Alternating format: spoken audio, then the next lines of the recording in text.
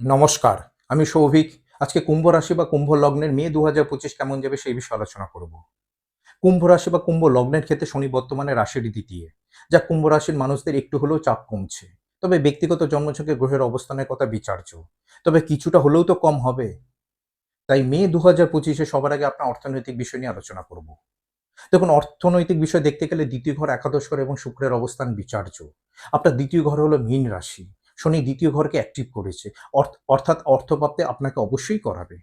এ ব্যাপারে ১০০% সিওর। দেখুন, এই মে মাসে শুক্র আপনার দ্বিতীয় ঘরে ৩১শে মে ২০২৫ পর্যন্ত থাকবে। শুক্র হলো অর্থের কারক। অর্থ আপনাকে দেবেই দেবে। আপনি বলবেন শুক্র তো অনেক দিন ধরে আছে, কিন্তু কিছুদিন যাবৎ হাতে টাকা পয়সা আসছে না।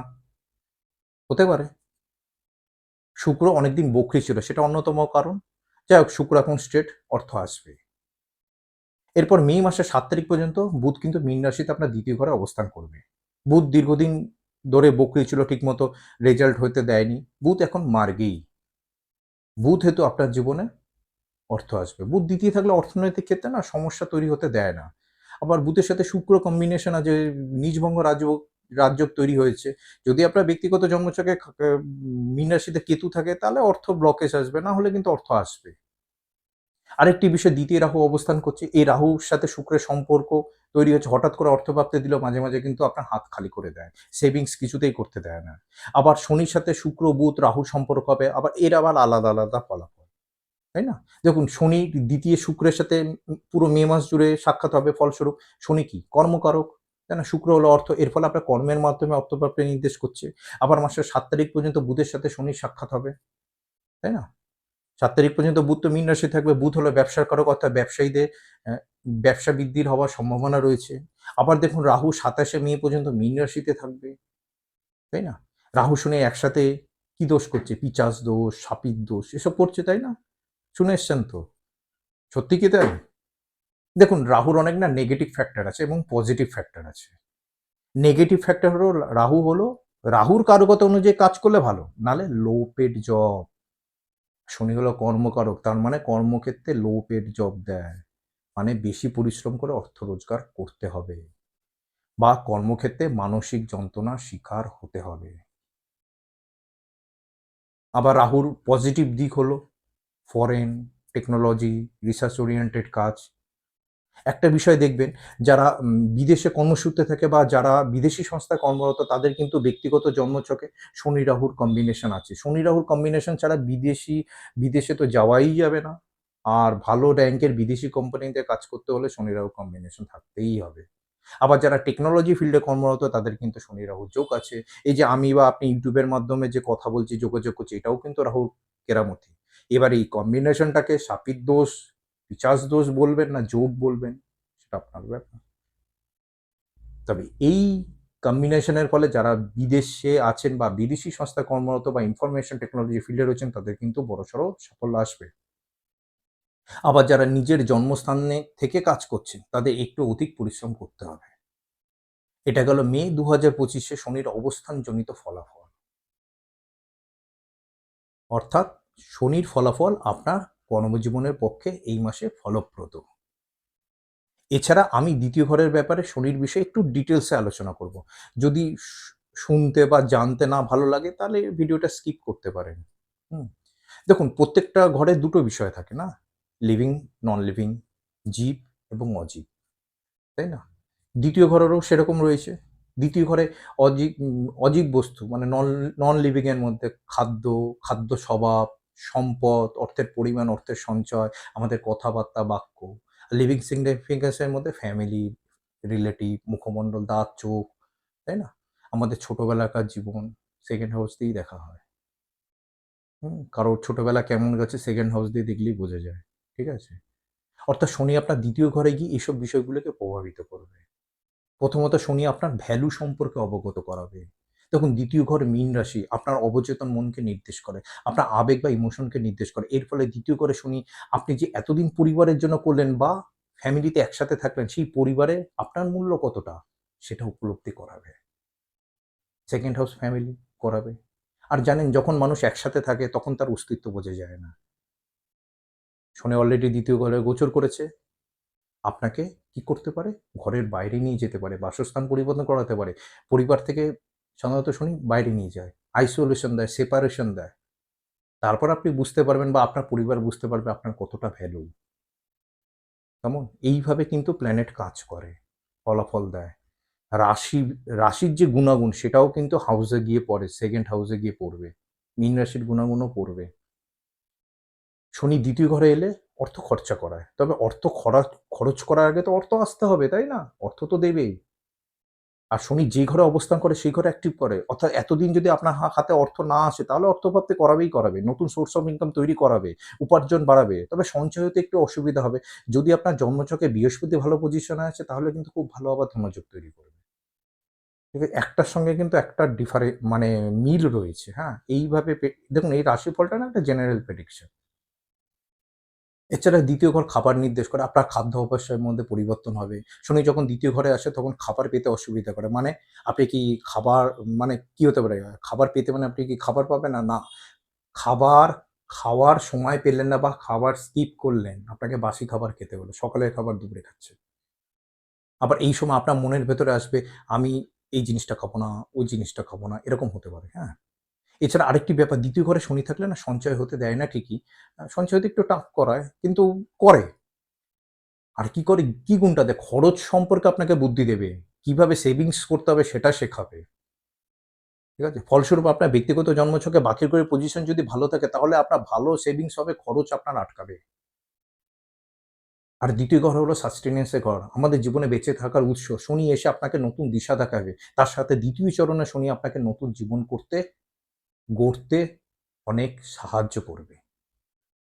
এবার আপনার একাদশ ঘর বিষয়ে আলোচনা করব। আপনার একাদশ ঘর হলো ধনুরাশি, তাই একাদশ কি? একাদশ ঘর হলো আপনার প্রাপ্তির ঘর, উপার্জনের ঘর। এই মাসে কিন্তু আপনার একাদশ ঘর সম্পর্কেও বিশেষ চমক আছে। শনি আপনার একাদশ অর্থাৎ ধনু রাশিতে দশম দৃষ্টি দিয়েছে। ১৪ই মে ২০২৫ বৃহস্পতি মিথুন রাশিতে যাবে। এখান থেকে সপ্তম দৃষ্টি আপনার ধনু রাশিতে দেবে। ধনু রাশিতে দুটো গ্রহের দৃষ্টি ডাবল ট্রানজিট হবে। অর্থাৎ ধনু রাশি অর্থাৎ একাদশ ঘরের ফলাফল আপনার জীবনে অনেক বেশি ঘটবে। একাদশ হলো আপনার উপার্জনের ঘর, সোর্স অফ ইনকামের ঘর। এর সাথে একাদশ হলো আপনার কর্মের প্রাপ্তির ঘর। ফলস্বরূপ আপনার উপার্জন বৃদ্ধি হবে, আয় বাড়বে, আপনার মনের সব ইচ্ছা পূর্ণ হবে, জীবনে প্রেম ভালোবাসা আসবে, আপনার বাচ্চাদের বিয়ে হবে। আপনি যদি অবিবাহিত থাকেন তাহলে আপনারও বিয়ে হবে। নতুন যানবাহন কেনার সম্ভাবনা রয়েছে। তবে আপনার মায়ের স্বাস্থ্যের বিষয়ে অবশ্যই যত্ন নিতে হবে। কেমন? একাদশ ঘর তাহলে বুম, বুম হচ্ছে। তাহলে মানে অর্থনৈতিক ক্ষেত্র কিন্তু ভালো হতে চলছে। দেখুন, আপনারা যদি আপনাদের জন্মছক বিচার করতে চান আমাকে হোয়াটসঅ্যাপ বা কল করতে পারেন। আমি ১ ঘন্টা সময় দেবো, মান্থলি ওয়াইজ প্রেডিকশন দেবো। আর কেউ যদি কোনো অ্যাস্ট্রোলজি কোর্সে যদি ভর্তি হতে চায়, সে গ্রুপের লিঙ্ক দিয়েছি, সেই গ্রুপে এড হতে পারে। মে মাসের শেষে আর জুন মাসের ফার্স্টের দিকে শুরু হবে।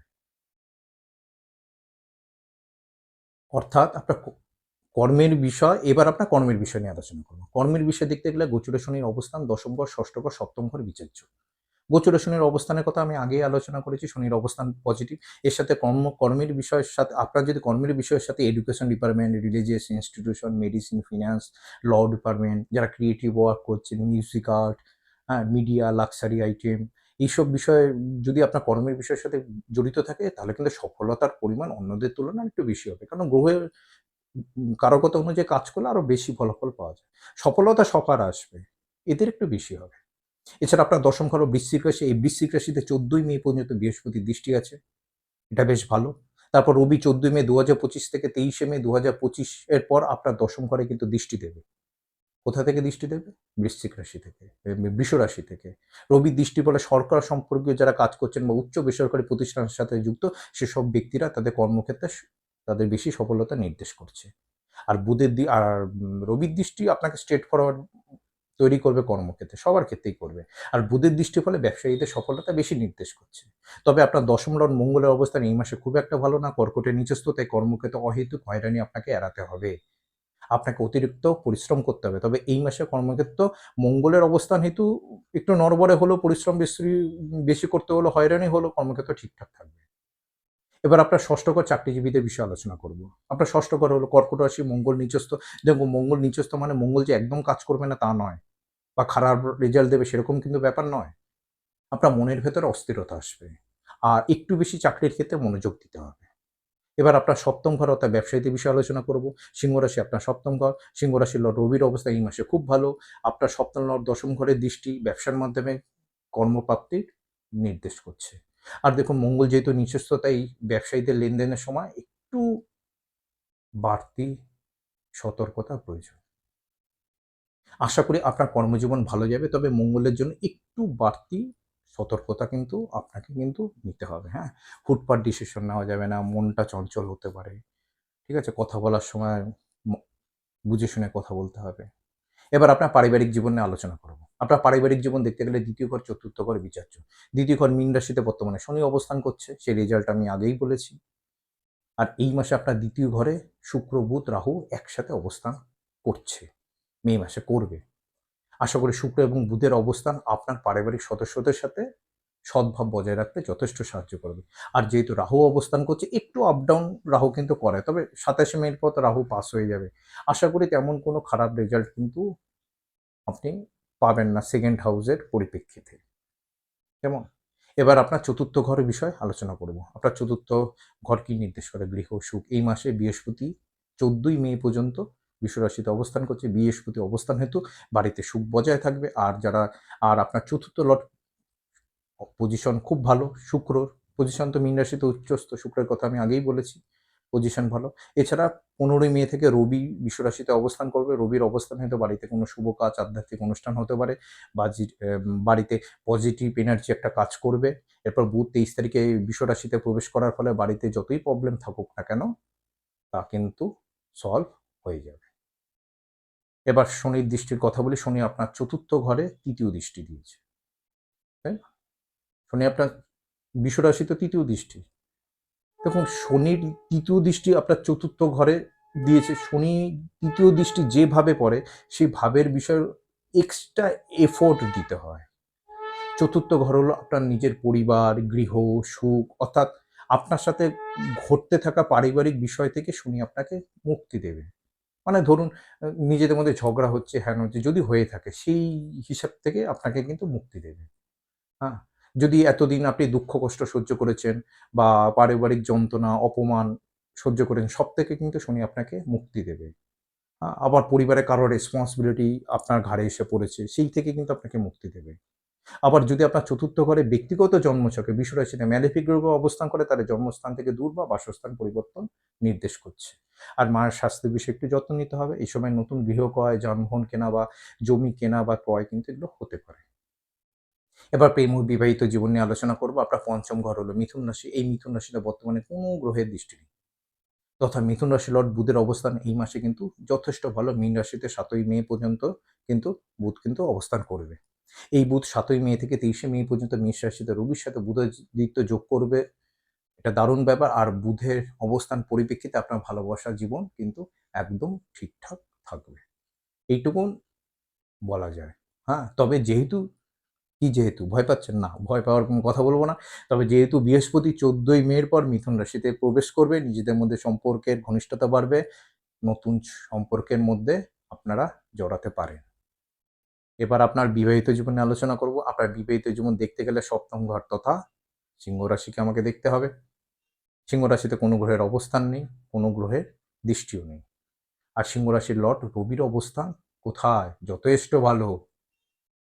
মেষ রাশিতে উচ্চস্থ। প্লাস আবার ৭ই মের পর রবির সাথে বুধাদিত্য যোগ করবে। আশা করি বিবাহিত জীবন ঠিকঠাক থাকবে কারণ শুক্রের সাপোর্টও আপনি পাবেন। শুক্র উচ্চস্থ। বিবাহিত জীবনে কিন্তু শুক্রর খুব বিবাহিত এগুলো কিন্তু শুক্র দেখে। আর সন্তানের বিষয়ে একটু হলেও আপনাকে যত্ন নিতে হবে। এবার স্বাস্থ্যের বিষয়ে আলোচনা করব। দেখুন স্বাস্থ্যের বিষয় দেখতে গেলে আপনার রাশি অর্থাৎ হচ্ছে চন্দ্র, ষষ্ঠ ঘর এবং লগ্ন বিচার্য। আপনার রাশিতে জন্মগত চন্দ্রের উপর কোনো ম্যালেফিক গ্রহের দৃষ্টি নেই, বরঞ্চ ১৪ই মে পর বৃহস্পতির দৃষ্টি পড়বে। আশা করি আপনার মনে শান্তি বিরাজ করবে। এছাড়া ষষ্ঠে মঙ্গল নিচস্থ হয়ে অবস্থান করছে। মঙ্গল ষষ্ঠে থাকলে রোগ মুক্তি দেয়। তবে চোট আঘাতের ব্যাপারে কিন্তু আপনাকে একটু হলেও কিন্তু অতিরিক্ত যত্ন কিন্তু নিতে হবে। মঙ্গল যেহেতু নিচস্থ আছে। আ কোথাও একটু শারীরিক এনার্জি কম হতে পারে। কেমন? নমস্কার, ভালো থাকবেন। আপনার মূল্যবান মতামত অবশ্যই আমাকে কমেন্ট বক্সে লিখে জানাবেন।